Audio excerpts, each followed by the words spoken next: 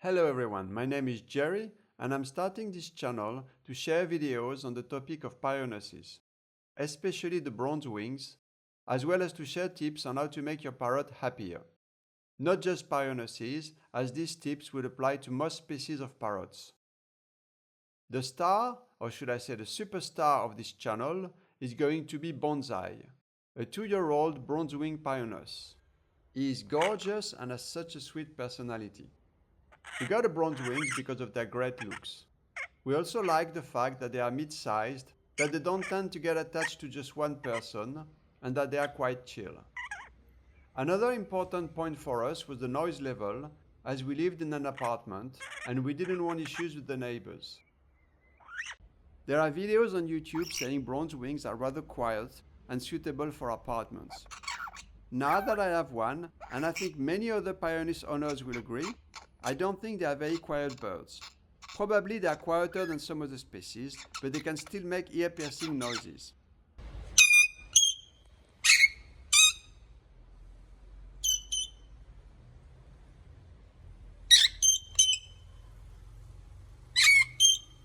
Like most parrots, Pionuses don't like to be left alone, and they can call extremely loudly if you go away. I'm not sure how loud that is in terms of decibels, but my guess would be around 100, which is enough to create problems with the neighbors if you live in an apartment. Thankfully, I'm at home during the day, so Bonzai doesn't have a reason to make noise. If he knows that I have left the house, then he is usually silent. But if he thinks I'm just in another room, then he can sometimes make loud noises to call me. On the whole, I would say this happens quite rarely, maybe even less now that he's 2 years old. But I would imagine that if you were to leave your bronze wing by himself during the day, then noise could be an issue. And it's not just about the noise. The bird would be very sad if you were to leave him alone during the day, especially if he hasn't got another bird as a companion. There are different types of parrot breeders, and this is something I didn't look into enough before getting Bonzai. I can think of 3 categories. First, we have the breeders who hand-raise the babies since day one. Second, we have those who will leave the babies with their parents for a month before taking over with hand feeding. And third, the breeders who will leave the babies with their parents until they are weaned, just like nature intended. This last option is the most humane for the birds, although you will have to win their trust and they may never get as close to you as a hand-raised bird. Bonzai fitted in that second category. He was raised by his parents for a month before the breeder took over.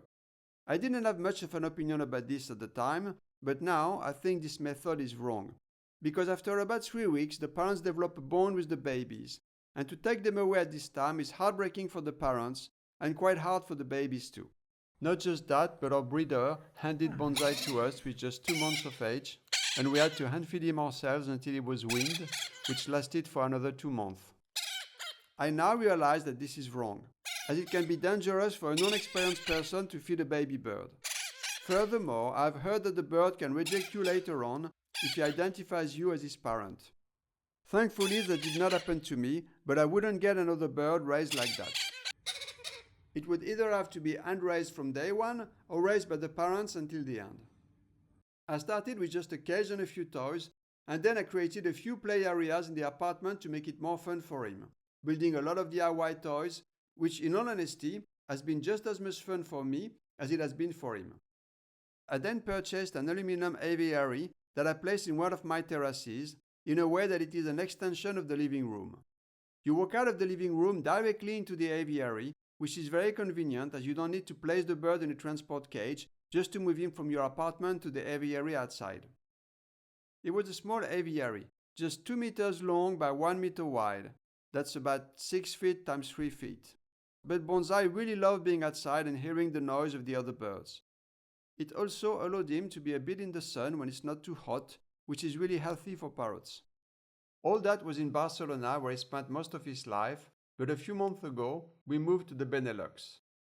That was a 14-hour trip in the car, split in 2 days with a stop in a hotel, and it all went smoothly. Mostly thanks to Angela, who kept the bird entertained for the whole trip as I was doing the driving. Bonzai's new home isn't an apartment anymore. It is a house with a small garden, and I chose the house with him in mind. It has a long living room so that he can fly better. I also built him quite a large aviary in which I have placed a small table and chairs so I can hang out with him outside. If you are interested in a tutorial video on how to build your own aviary using bird-safe materials, please let me know in the comment section and I will do that. It's more easy than you would think. You enter the aviary using the back door of the house. Bonzai can actually fly about 20 meters uninterrupted from one end of the living room at the front of the house to the end of the aviary at the back of the house. 20 meters is over 60 feet. It's quite a long distance, and we do games throughout the day where he follows me around the house. Every time we reach the destination, he gets a tiny piece of walnut. We do that 3 times a day until he gets tired or bored. Just by playing that game, he flies about 500 meters to 1 kilometer a day. In miles, that's around half a mile a day. Flying is essential to the health of your parrots, especially for their lungs and cardiovascular health. It also builds their muscles, and I find it puts Bonzai in a more relaxed mood. Bonzai has one favorite game. I've wrapped cooked chickpeas in some chlorine-free paper and I hide them across the apartment. 3 times a day, he goes on a quest to find them. He just loves that game so much. These wrapped chickpeas are also the ticket to get him inside his cage. That never ever fails. In his new house, Bonzai also has his own dedicated sleeping room and sleeping cage, which wasn't the case in Barcelona. This is the best way to ensure that he has a good quality sleep. Having a Pionus and making sure he is happy has been a lot more work than I thought it would be. But then again, is it really work? I really enjoyed it and the reward is immense. However, I do have a lot of time available for him, and I can imagine that if you don't, then the experience may not go as smoothly. We're currently looking for a companion for Bonzai, as he probably misses the company of other birds. I think a female partner of the same species would be the most fulfilling for him. I have been advised that a male would be fine as well, and like that I wouldn't have any issue with them possibly having babies. I also know that another Pionus species would fit the bill as well, but I have the feeling a Bronze Wing would probably be the best if I can find one. What's your opinion on this? Please let me know in the comment section, especially male versus female. Can you have a male and female together without them having babies? I would like to hear your opinion.